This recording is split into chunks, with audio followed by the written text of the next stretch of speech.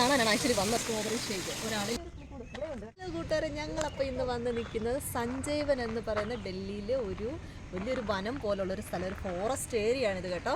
ഇത് ഡൽഹിയിൽ മെറോളി കുത്തബ് മീനാറിൻ്റെ ഒക്കെ സൈഡിലായിട്ടാണ് കേട്ടോ. അപ്പം ഞങ്ങളത് കാണാനായിട്ട് പോവുകയാണ്. നിങ്ങൾ ഞങ്ങളുടെ കൂടെ പോകുന്നുള്ളൂ കേട്ടോ. ഞങ്ങൾ ഫാമിലി ആയിട്ട് ഇന്ന് ഒന്ന് ചെറിയൊരു കറക്കത്തിന് ഇറങ്ങിയേക്കുവാണേ. അപ്പം വന്നോളൂ ബാബ.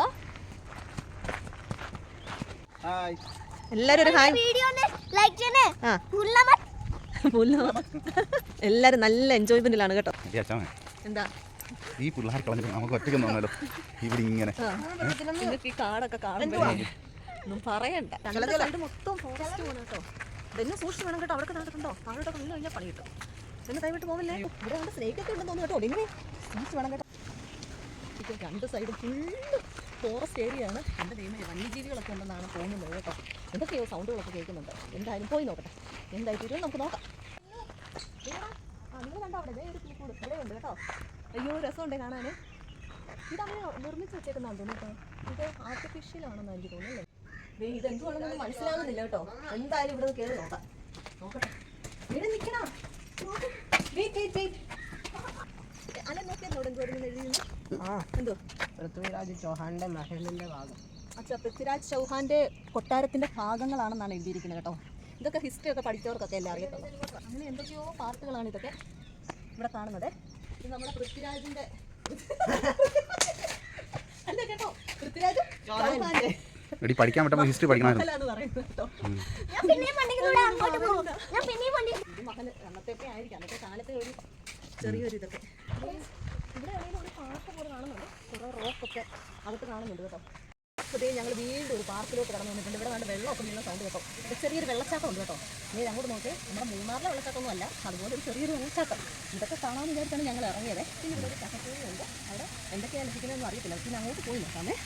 ഇതേ കണ്ടോ ഞങ്ങൾ പറഞ്ഞ വെള്ളച്ചാട്ടം ഇതാണ് കേട്ടോ. ഞങ്ങൾ ഒത്തിരി പേര് നിന്ന് ഫോട്ടോസൊക്കെ എടുക്കുന്നുണ്ട് കേട്ടോ, വീഡിയോസൊക്കെ എടുക്കുന്നുണ്ട്. അപ്പോൾ ഞങ്ങൾ ഇത് കാണാനാണ് ആക്ച്വലി വന്നത് കേട്ടോ. ഒരാൾ പറഞ്ഞാലും ഇതുപോലെ ഇവിടെ ചെറിയൊരു വെള്ളച്ചാട്ടമൊക്കെ ഉണ്ടെന്ന്. ഇവരെയും കൊണ്ടൊന്ന് വന്നേക്കാമെന്ന് വിചാരിച്ചു. അങ്ങനെ വന്നതാണ് കേട്ടോ. ഇനി അടുത്ത നമ്മുടെ ഇവിടെ ഒരു കഫറ്റേറിയ ഉണ്ട്. അവിടെ കയറി നോക്കണമെന്ന് വിചാരിക്കുന്നു എന്തൊക്കെ ഉണ്ടെന്നേ.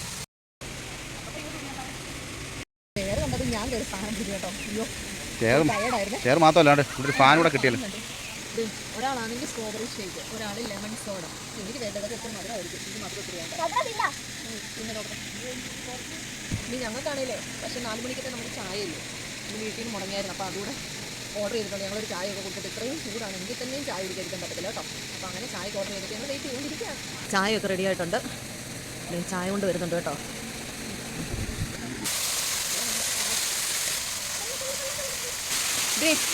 ഞങ്ങളതേ വെള്ളച്ചാട്ടത്തിന് ഫ്രണ്ടിൽ നിന്നൊക്കെ കുറച്ച് വീഡിയോസ് ഒക്കെ എടുക്കാമെന്ന് ഫോട്ടോസ് ഒക്കെ എടുക്കാമെന്ന് വിചാരിച്ചിരിക്കുകയാണ്.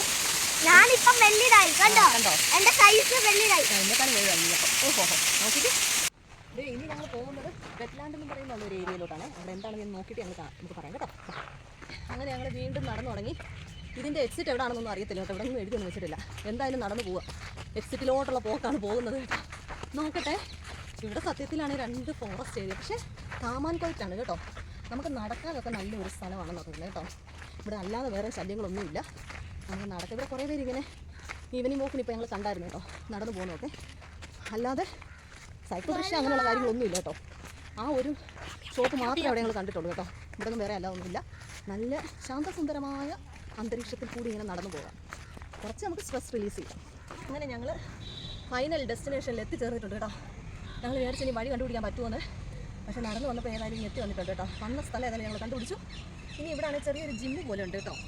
അവിടെ കൂടെ കയറി ഒന്ന് കുറച്ച് നേരം ടൈമൊക്കെ സ്പെൻഡ് ചെയ്തിട്ടങ്ങ് പോകാമെന്ന് വിചാരിക്കുകയാണ് കേട്ടോ. ഇതേ ഉള്ളൂ. ഇതാണ് സഞ്ജീവൻ. ഇത് സത്യത്തിലൊരു വനം തന്നെയാണ്.